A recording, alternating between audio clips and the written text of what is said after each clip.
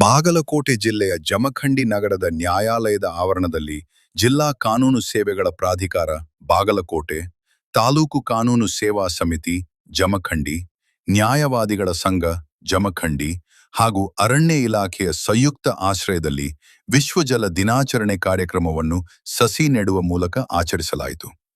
ಕಾರ್ಯಕ್ರಮದ ಅಧ್ಯಕ್ಷತೆಯನ್ನು ತಾಲೂಕು ಕಾನೂನು ಸೇವಾ ಸಮಿತಿಯ ಅಧ್ಯಕ್ಷರು ಹಾಗೂ ಮೊದಲನೇ ಹೆಚ್ಚುವರಿ ಜಿಲ್ಲಾ ಮತ್ತು ಸತ್ರ ನ್ಯಾಯಾಧೀಶರಾದ ಮಹಮ್ಮದ್ ಇಮತಿಯಾಜ್ ಅಹಮದ್ ವಹಿಸಿದ್ದರು.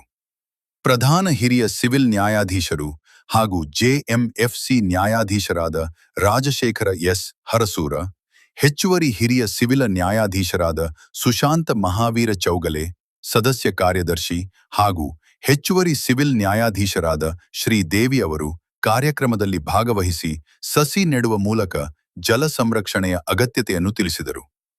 ಈ ಸಂದರ್ಭದಲ್ಲಿ ನ್ಯಾಯವಾದಿಗಳ ಸಂಘದ ಉಪಾಧ್ಯಕ್ಷ ಎಸ್.ಬಿ. ಕಾಳೆ, ಕಾರ್ಯದರ್ಶಿ ಶಿವಾನಂದ ಪಾರಶೆಟ್ಟಿ ಸೇರಿದಂತೆ ಅನೇಕ ನ್ಯಾಯವಾದಿಗಳು, ಉಪವಲಯ ಅರಣ್ಯಾಧಿಕಾರಿ ವಿನೋದ ಜೈನಾಪುರ, ಗಸ್ತು ಅರಣ್ಯಪಾಲಕರಾದ ರುದ್ರೇಶ ಮೈತ್ರಿ, ಸಿದ್ದು ಕುಳಲಿ ಸೇರಿದಂತೆ ನ್ಯಾಯಾಲಯದ ಸಿಬ್ಬಂದಿಗಳು ಕಾರ್ಯಕ್ರಮದಲ್ಲಿ ಉಪಸ್ಥಿತರಿದ್ದರು.